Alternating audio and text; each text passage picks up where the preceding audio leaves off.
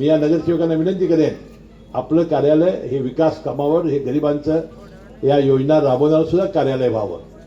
त्यामध्ये 21,000 उत्पन्नाची मर्यादा ही 50,000 रुपये करायची आहे, 1,500 हे पेन्शन 2,000 रुपये करायचे आहे, 65 वय हे 60 वर्ष करायचं आहे.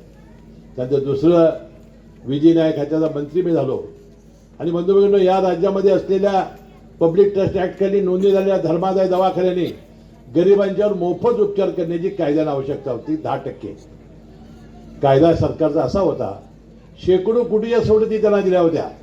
जमिनी मोफत दिल्या, FSI मोफत दिलं, पाणी वीज मोफत दिली, कुठलाही टॅक्स लावला नाही. आणि त्याबद्दल सरकारनं सांगितलं की 100 लोक आले, 90 लोकांचे पैसे घ्या, 10 लोकांना मोफत करा. म्हणून एखाद्या गरिबाच्या घरात हृदयविकार आला आणि त्याला ऑपरेशन पायी आली, मेंदू, मणका, कॅन्सर, किडनी, लिव्हर, ब्रेन, लाखो रुपये एका वेळेला लागतात. गरीब माणसं आणणार कुठनं? घरं दारं सोनं नाणं विकून सुद्धा एवढ्या पैशाची जुळणी होत नव्हती. त्याला मरणाची वाट बघायला लागत होती. अनेक उदाहरणं आपण बघितली की माणूस मेला तर डॉक्टर बिल भरल्याशिवाय प्रेस सोडत नाही. कायदा आपण आणला.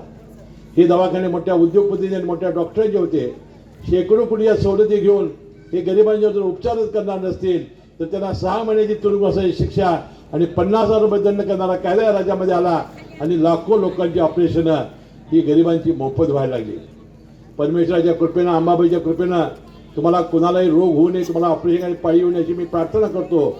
झालं तर घाबरू नका, माझ्याकडे या, मी तुम्हाला मुंबईला घेऊन जाईन आणि मोठ्यातल्या मोठ्या दवाखान्यामध्ये हे ऑपरेशन करून मी आणि माझे नगरसेवक, तुमचा भाऊ आणि मुलगा म्हणून हे काम आम्ही निश्चितपणानं करू. म्हणून दुसरा, युती सरकारने एक चांगला निर्णय घेतला.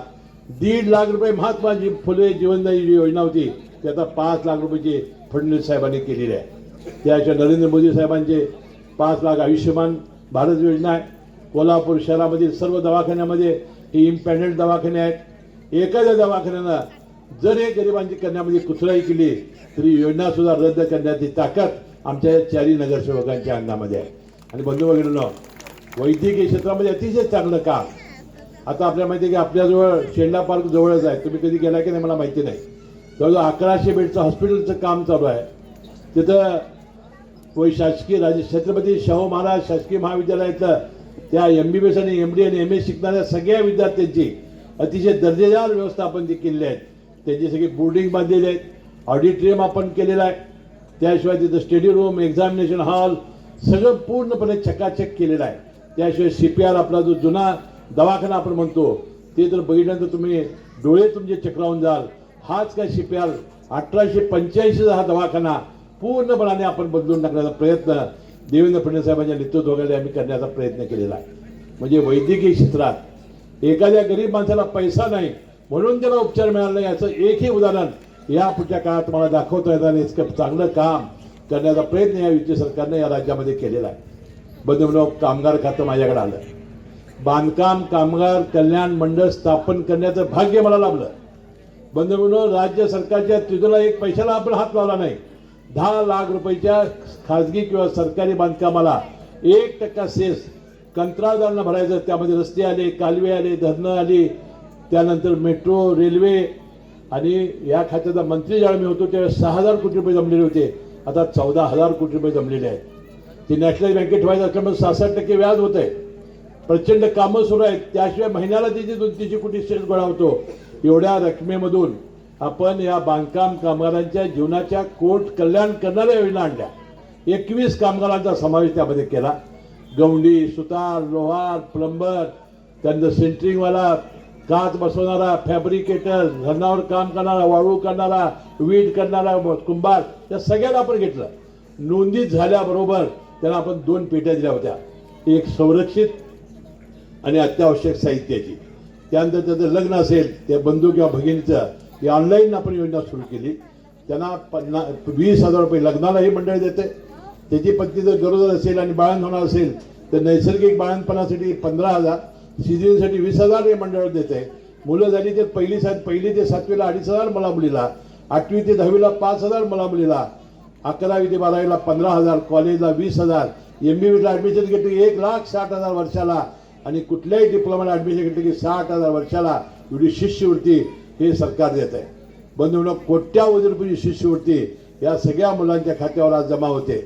दुर्दैवानं अपघाती मृत्यू जर झाला तर त्याला 5 लाख रुपये त्याच्या वारसाला, नैसर्गिकरित्या कशाने मृत्यू झाला तर 2 लाख रुपये त्याच्या वारसाला, आणि दोन्हीमुळे मृत्यू झाल्या त्याच्या विधवा पत्नीला 2,000 रुपये महिन्याला, असं 5 वर्ष पेन्शनही मंडळ देते. एका मुलीच्या लग्नाला 51,000 रुपये मंडळ देते. MSCIT पद्धतीचे शिक्षण मोफत करते. अशा अनेक योजना या बांधकाम कामगारांच्या जीवनामध्ये आपण आणल्या. आता शेवटी दुपारचं त्यांना भोजन ताजं मिळणार नाही म्हणून आम्ही मध्याह्न भोजनाची योजना आणली. ती होती कॉन्ट्रॅक्टरनं सेंट्रल किचनमध्ये शिजवायचं आणि साईटवर नेऊन वाढायचं. ती होती शाकाहारी. आमचे कामगार खाटकूट खाणारे, त्यामध्ये जेवण राहायला लागलं, आंबायला लागलं. म्हणून आम्ही निर्णय घेतला की सरकारची बदनामी व्हायला नको म्हणून 30 प्युअर स्टेनलेस स्टीलच्या भांड्याचा सेट लग्नाला रुखवत देतात तसं सुरू केलं. आता अनेक योजना नवीन आणलेल्या आहेत.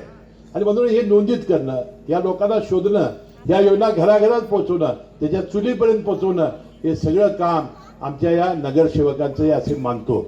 आणि हे करण्यासाठी जिथं माझी गरज लागेल त्यावेळेला माझ्या या सगळ्या युतीच्या नगरसेवकाच्या मागं मी हिमालयासारखं उभं राहील, एवढा विश्वास मी या निमित्ताने देतो. मी अधिक बोलणार नाही करत.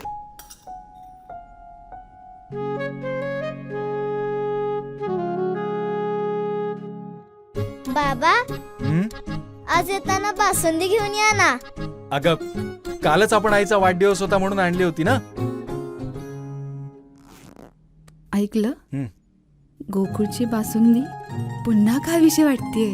खरं सांगू, मलाही खावीशी वाटतेय. पुन्हा पुन्हा खावीशी वाटणारी गोकुळ बासुंदी. ताज्या घडामोडी पाहण्यासाठी माझा महाराष्ट्र न्यूजला आजच सबस्क्राईब करा.